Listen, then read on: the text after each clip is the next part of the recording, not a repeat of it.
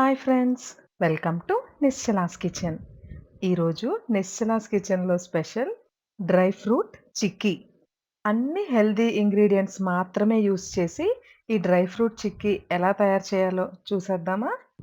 Dry fruits అన్నీ కలిపి ఒక కప్పు అండ్ ఒక కప్పు బెల్లం. అంటే ఇక్కడ నేను జీడిపప్పు, బాదం పప్పు, గుమ్మడి గింజలు తీసుకున్నాను. ఆ 3 కలిపితే ఒక కప్పు. ఇప్పుడు ఒక చిన్న పాన్ తీసుకొని, ఒక స్పూన్ నెయ్యి వేసుకోవాలి.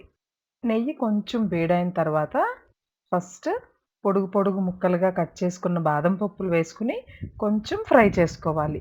వీటిల్ని చాలా లైట్‌గా ఫ్రై చేసుకుంటే సరిపోతుంది. బాదం పప్పులు ఫ్రై అయిన తర్వాత గుమ్మడి గింజలు. ఇవి కూడా వేసుకొని బాగా కలుపుకుంటూ ఒక్కసారి ఫ్రై చేసుకోవాలి.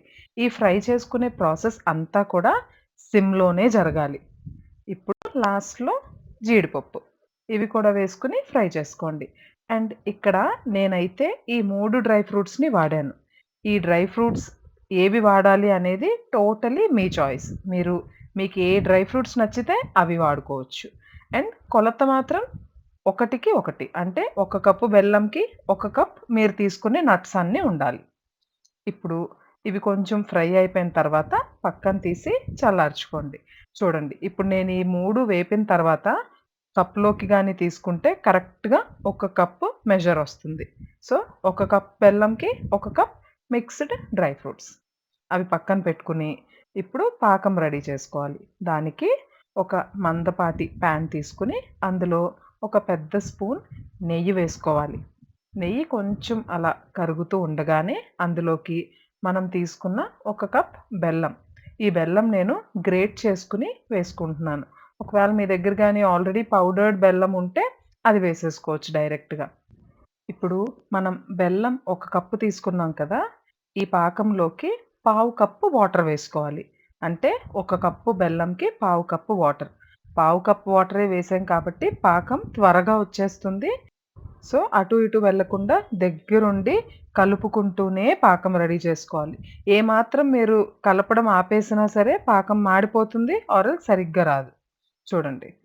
ఒక కప్పు బెల్లంకి పావు కప్పు వాటర్ వేసుకొని ఇలా పాకం రెడీ చేసుకోవాలి. ఇప్పుడు ఏ స్టేజ్‌లో దీన్ని ఆఫ్ చేయాలో మీకు చూపిస్తాను. పాకం చెక్ చేసుకోవడానికి ఒక చిన్న బౌల్‌లో వాటర్ తీసుకొని రెడీగా ఉంచుకోండి. చూడండి. ఇలా వాటర్‌లో ఒక స్పూన్ బెల్లం వేసి ఇలా టక్కుమని ఒక ప్లేట్ మీద కొడితే సౌండ్ వస్తుంది చూసారా? ఆ సౌండ్ వచ్చే వరకు పాకం కలుపుకోవాలి. ఇప్పుడు మనం ఫ్రై చేసి ఉంచుకున్న నట్స్ అన్నిటిని కూడా వేసేసి ఒకసారి బాగా కలుపుకోండి. పాకం పట్టుకునేటప్పుడు జాగ్రత్త. ఇతర పనులు ఏవి పెట్టుకోకండి. ఈ స్వీట్ చేస్తున్నాము అంటే ఇది చాలా ఎక్స్‌పెన్సివ్ స్వీట్ కదా! దగ్గరుండి జాగ్రత్తగా చేసుకోవాలి. బయట కొనే డ్రై ఫ్రూట్ చిక్కీ కూడా ఈ కలర్‌లోనే ఉంటుంది. కానీ వాళ్ళు షుగరేసి ఏవో కలర్స్ చేస్తారు. పిల్లలకి హెల్తీగా ఇలా ఇంట్లోనే చేసి పెట్టండి. ఇప్పుడు డ్రై ఫ్రూట్స్ వేసి కలుపుకున్న తర్వాత దాన్ని గ్రీజ్ చేసి ఉంచుకున్న ప్లేట్‌లోకి ట్రాన్స్‌ఫర్ చేసుకోవాలి. ట్రాన్స్‌ఫర్ చేసుకొని కొంచెం అదే స్పాచులాతో జస్ట్ ఇలా లైట్‌గా అడ్జస్ట్ చేసుకోండి. చూడండి.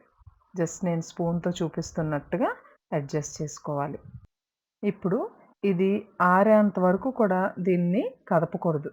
కొంచెం ఆరిన తర్వాత ఫస్ట్ ఘాట్లు పెట్టుకొని, తర్వాత కట్ చేసుకోవాలి.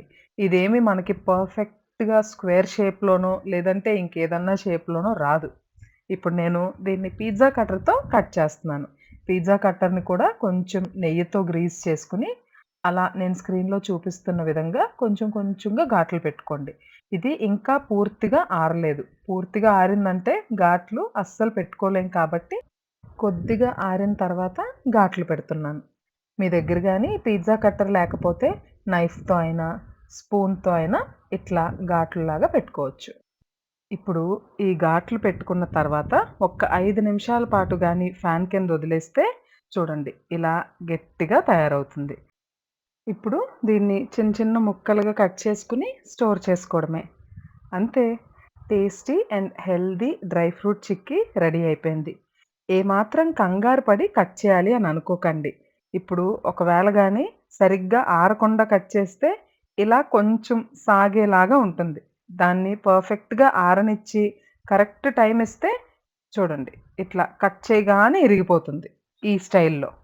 బయట ఎంతో ఖరీదైన ఈ డ్రై ఫ్రూట్ చిక్కీని హెల్తీ అండ్ ఈజీగా ఇంట్లోనే చేసేసుకోవచ్చు. దట్ టూ మీకిష్టమొచ్చిన డ్రై ఫ్రూట్స్‌తో. మీకు ఏ డ్రై ఫ్రూట్స్ కావాలంటే అవి యాడ్ చేసుకోవచ్చు. మీరు కూడా ట్రై చేస్తారు కదూ! ట్రై చేసి మీకెలా కుదిరిందో కామెంట్ సెక్షన్‌లో తప్పకుండా తెలియజేయండి.